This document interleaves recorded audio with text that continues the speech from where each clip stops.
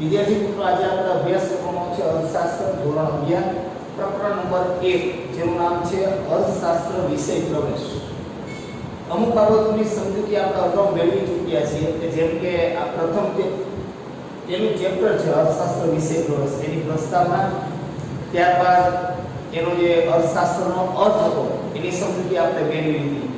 ગયા વિડીયોની અંદર આપણે વાત કરેલી હતી કે મનુષ્ય બુદ્ધિશાળી પ્રાણી છે, કોઈ પણ પરિસ્થિતિનું વર્ગીકરણ કરી શકે. પછી અર્થશાસ્ત્રના ઉદ્ભવ કેમ થયો, તો સંસ્કૃત શબ્દ છે, ત્યારબાદ ગ્રીક શબ્દ, આ બધાની સમજૂતી આપણે મેળવેલી. ત્યારબાદ ત્રીજો ટોપિક આપણે સમજી ચૂક્યા છીએ જેનું નામ હતું ભારતીય ચિંતન. અર્થશાસ્ત્રમાં ભારતીય ચિંતન, કે ભારતનો પણ ઘણો બધો અર્થશાસ્ત્રમાં ફાળો છે.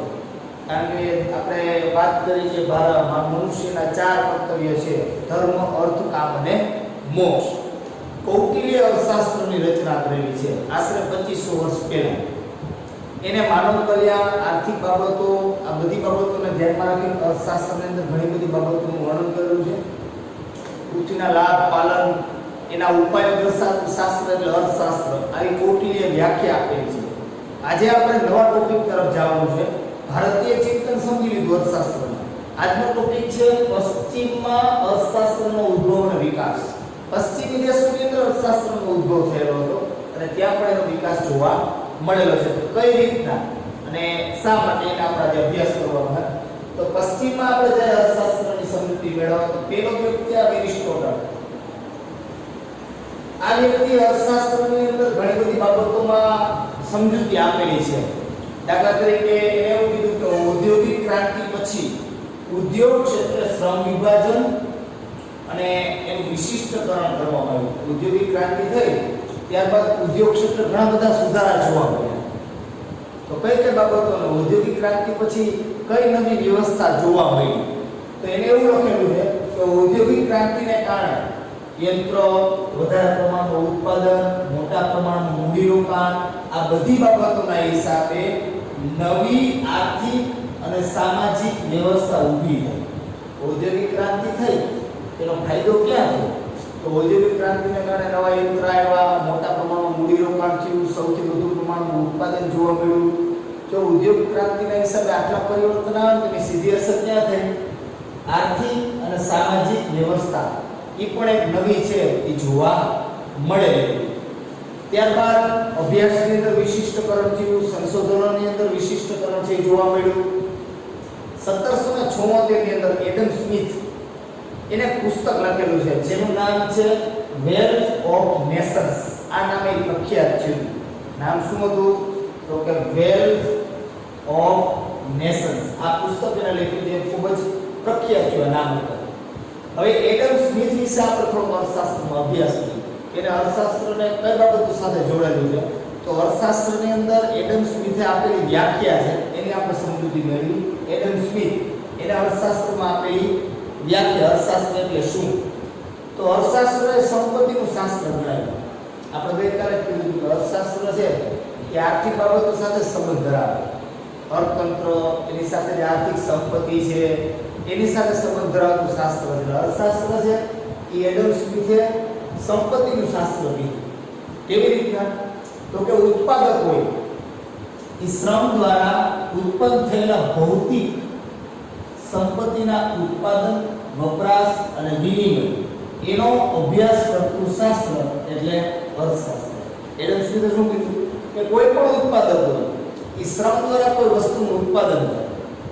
જે ભૌતિક સંપત્તિનું, જે આપણે ભૌતિક સંપત્તિ મેળવી એનું ઉત્પાદન થાય, ભૌતિક સંપત્તિનો વપરાશ અને વિનિમય એટલે કે આપલે પ્રથા, એનો અભ્યાસ કરતું શાસ્ત્ર એટલે અર્થશાસ્ત્ર. વ્યક્તિ દ્વારા જે શ્રમ કરવામાં આવે અને શ્રમ દ્વારા જે આપણે ભૌતિક સુખ સુવિધાની અંદર જે વસ્તુનું ઉત્પાદન કરી, અમુક વસ્તુનો વપરાશ કરી અને અમુક વસ્તુની આપલે કરી, આનો તમામનો અભ્યાસ કરતું શાસ્ત્ર હોય ને તે અર્થશાસ્ત્ર. આવું એડમ સ્મિથે અર્થશાસ્ત્રનું. ત્યારબાદ આવે છે આલ્ફ્રેડ માર્શલ. એને પણ અર્થશાસ્ત્રની અંદર વ્યાખ્યા આપેલી છે. એને પુસ્તક લખ્યું પ્રિન્સિપલ્સ ઓફ ઇકોનોમિક્સ. એની અંદર એને વ્યાખ્યા આપેલી છે 1890 એ પુસ્તક લખ્યું. એની અંદર વ્યાખ્યા આપી કે અર્થશાસ્ત્ર છે માણસની, અર્થશાસ્ત્ર કોની? તો તો કે માણસની રોજિંદી જિંદગીના આર્થિક વ્યવહારોનો અભ્યાસ કરે. માણસની જે કાયમી આપણી જે રોજિંદી જિંદગી છે એના આર્થિક વ્યવહારો જે આપણા કાયમી થાય છે એનો અભ્યાસ કરે અને તે ભૌતિક ચીજવસ્તુના વપરાશથી સુખ મેળવે તેનો અભ્યાસ અર્થશાસ્ત્રની અંદર અથવા અર્થશાસ્ત્ર દ્વારા કરવામાં આવે છે. માનવી પોતાની જે કાયમીની જિંદગી છે એની અંદર આર્થિક વ્યવહાર કરે. આપણે જીવવા માટે શું કરી અથવા જિંદગીને આગળ લઈ જવા માટે શું કરી? કાયમી આર્થિક વ્યવહાર કરી. કોઈ વસ્તુની આપણે કરી, કોઈ પૈસાની આપણે કરી, કોઈ ઉત્પાદન કરી અને આવક મેળવી, એક જગ્યાએ આવક મેળવી બીજી જગ્યાએ આવક આપી છે. જે આપણા રોજિંદી જિંદગીની અંદર આર્થિક વ્યવહારો હોય એનો અભ્યાસ કરે અર્થશાસ્ત્ર. અને ભૌતિક ચીજવસ્તુના વપરાશથી સુખ મેળવે. આર્થિક વ્યવહાર થાય એટલે આપણને શું મળે? તો કે ભૌતિક સુખ મળે. ચીજવસ્તુ આપણે જે ભૌતિક ચીજવસ્તુ આપણે બહારથી લઈ છે એના વપરાશથી આપણને જે સુખ મળે એનો અભ્યાસ છે અર્થશાસ્ત્ર દ્વારા કરવામાં આવે છે. એટલે એડમ સ્મિથ હતો એને માનવ કલ્યાણને ધ્યાનમાં રાખ્યું કે માનવનું કલ્યાણ છે એની ઉપર વિશેષ ધ્યાન આપવામાં આવેલું છે. આલ્ફ્રેડ માર્શલ છે અથવા માર્શલે જે વ્યાખ્યા આપેલી છે અર્થશાસ્ત્રની એ વ્યાખ્યા ઘણી બધી વિવાદમાં જોવા મળી. છતાંય માર્શલે છે આ વિવાદને ગણકારી દીધો. એટલે મીન્સ કે વિવાદમાં પડેલો હતો નહીં અને પોતાની વાત ઉપર અડગ રહેલો હતો. અને બે વ્યક્તિઓએ પોતપોતાની રીતના અર્થશાસ્ત્રને માનવ સાથે જે સંબંધ છે એનું વર્ણન છે એને દર્શાવેલું. આ બે વ્યક્તિની પશ્ચિમની અંદર વ્યાખ્યા થઈ. આના પછી રોબિન્સ આવશે, સેમ્યુઅલ્સન્સ આવશે, એ બધાની વ્યાખ્યાઓ છે હજી આપણે એની માહિતી મેળવવાની છે. એટલે આજના આપણે આ વિડીયોની અંદર પ્રકરણ પહેલાની અંદર 3 ટોપિકનો સમાવેશ કર્યો. પશ્ચિમ અર્થશાસ્ત્રનો ઉદ્ભવ વિકાસ, જેની અંદર એરિસ્ટોટલ આવી ગયું, એને ઔદ્યોગિક ક્રાંતિને ધ્યાનમાં રાખીને વર્ણન કરેલું બધી બાબતો કે જેના હિસાબે નવી આર્થિક અને સામાજિક વ્યવસ્થા ઊભી થઈ. પછી એડમ સ્મિથ આવે, એને પણ અર્થશાસ્ત્રની અંદર જે સંપત્તિ અને માનવ કલ્યાણ છે એનું વર્ણન કરેલું છે.